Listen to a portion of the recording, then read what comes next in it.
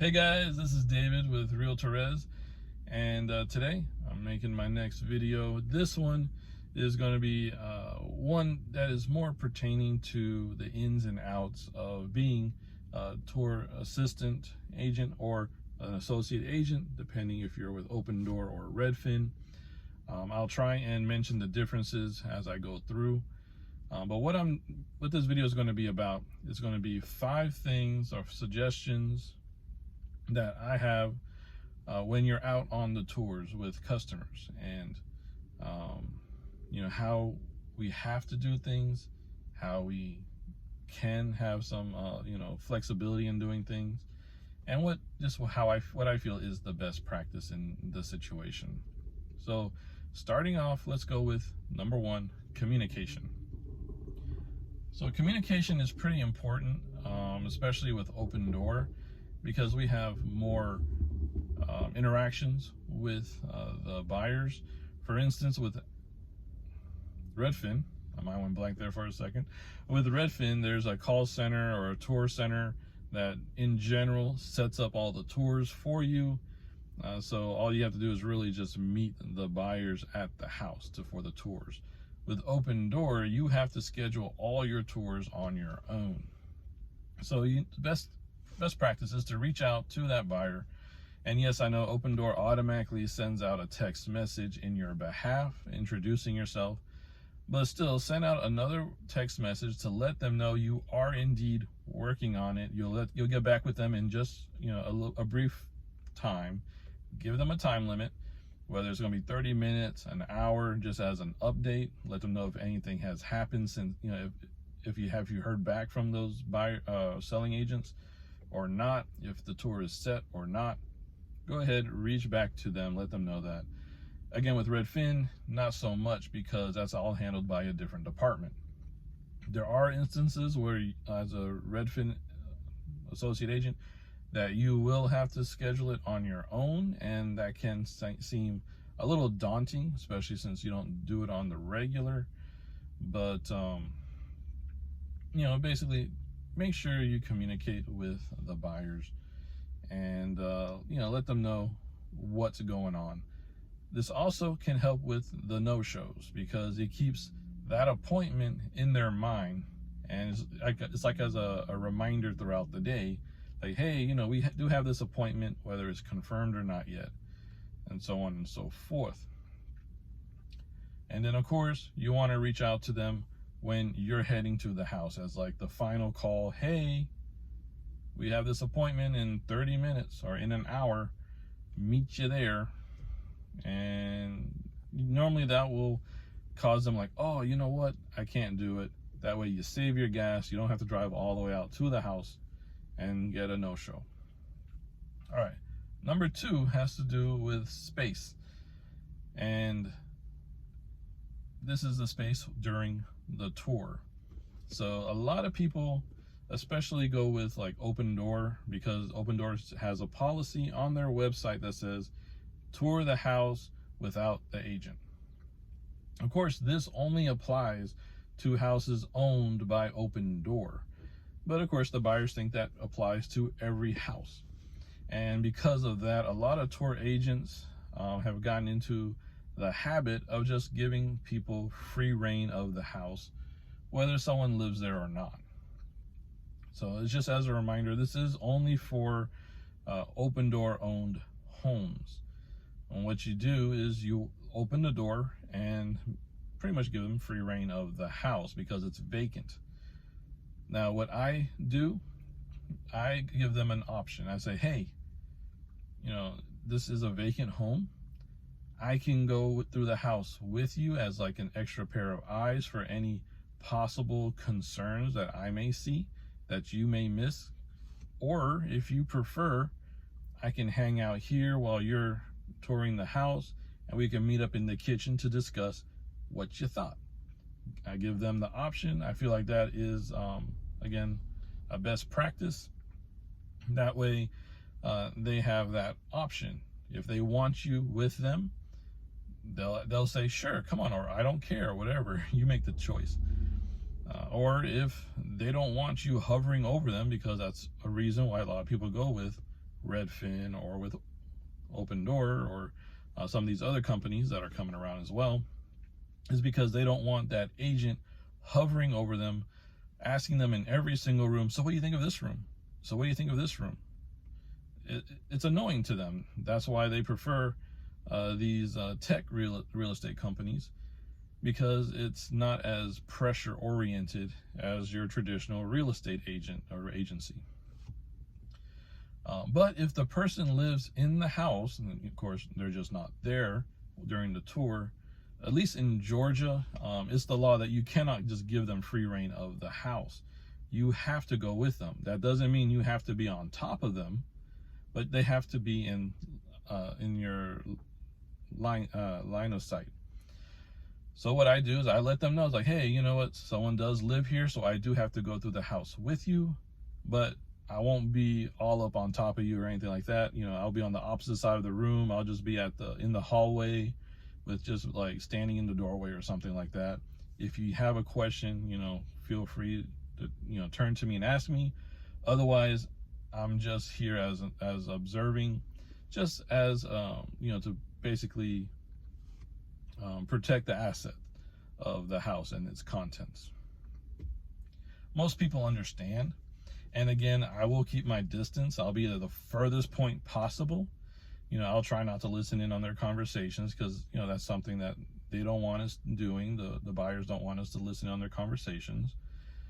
Even though sometimes it's actually to their benefit that we do listen in. That way we can give them, you know, some suggestions, or let them know, hey, what you're thinking isn't the way it works, because we do represent them, or at least want to represent them, since they haven't really, you know, really signed the contract yet with us.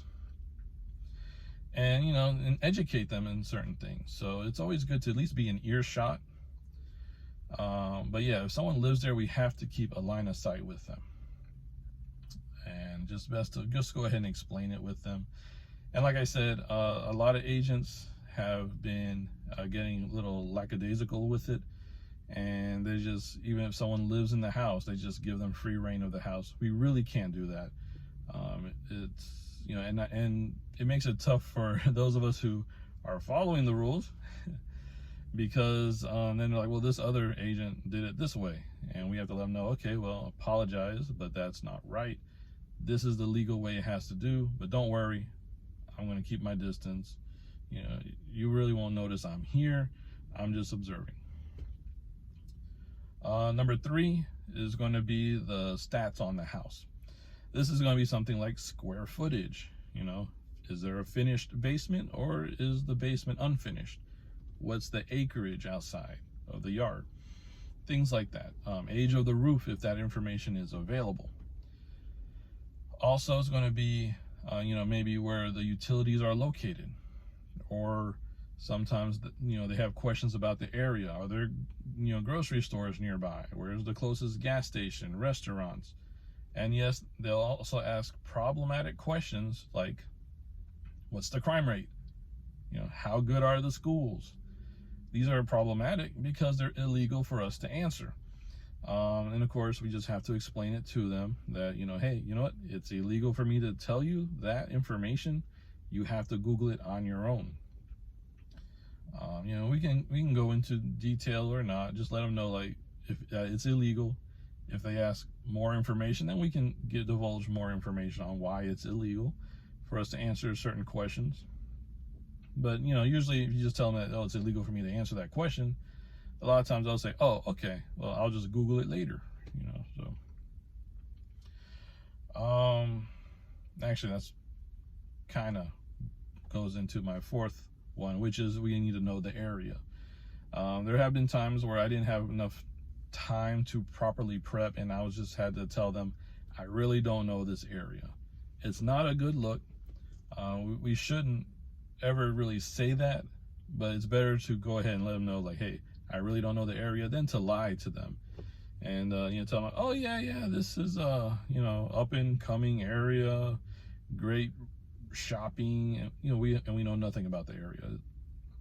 And even saying up and coming area is, again, an actual illegal term for us to use. So, you know, we can really, you know, so we can really get ourselves into trouble with things like that. But yeah, so we have to know information about the house, about the area, and we have to know what we can divulge, what we cannot. And we have to be able to explain it to them. All right, number 5 is that we have to be friendly, but not too friendly. We need to be professional. And what I mean by that is, I'll give us an example. Talking the buyer's heads off. We're not there to not associate, no, that's not the right word I'm thinking of, but we're not their friends. You know, we're there for a business purpose. So some people are, you know, a little extra bubbly, and a lot of buyers are like, look, we're not friends. Just chill a little bit. Like, for instance, I had several times buyers who are like, look, we just want to go in the house, we want you to stay outside. And of course I have to explain to them, I can't, it's illegal for that to happen, for it to happen that way. And then they explained to me why, because tour agents and associate agents have been annoying them like crazy with nonstop talk. Also on the tours, they'll tell them, if you know, oh look, here are some stairs.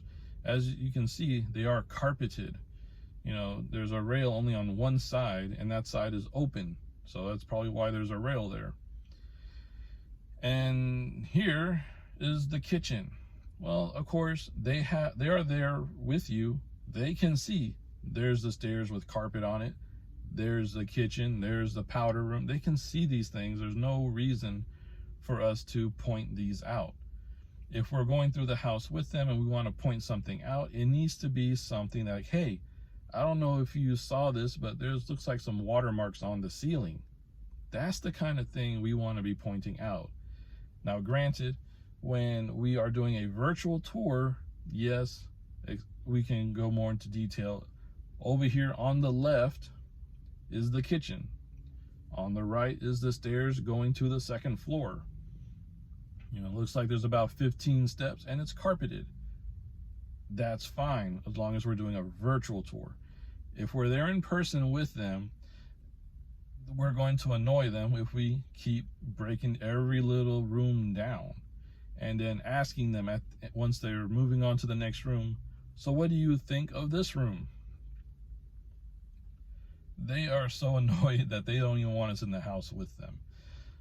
So we need to kind of hold back, and like if it's a, you know, again, if it's a vacant house, give them more space than you normally would if someone lived there. But if someone lived there, you still have to give them space. You know, I always let them know, hey, you know, I'm only going to speak up when I see something that I think you should know about. Otherwise, I know you can see it. But yeah, so that's going to be pretty much it. Those are the 5 things that I feel you know, tour agents and associate agents should be doing for as you know, best practice on our tours. Let me know if I missed anything, or if I may have been slightly off on any of the ones I said down in the comments below.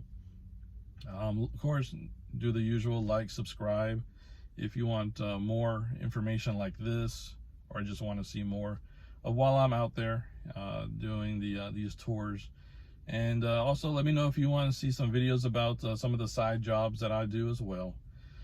All right, guys, so that's going to be it for this one. Again, I'm trying to get better at keeping the videos kind of short because most people only watch, at the most, from what I've seen in my videos, about 8 minutes. So I'm going to try and get closer and closer to that time frame as possible. All right, guys, have a good one. Until next time.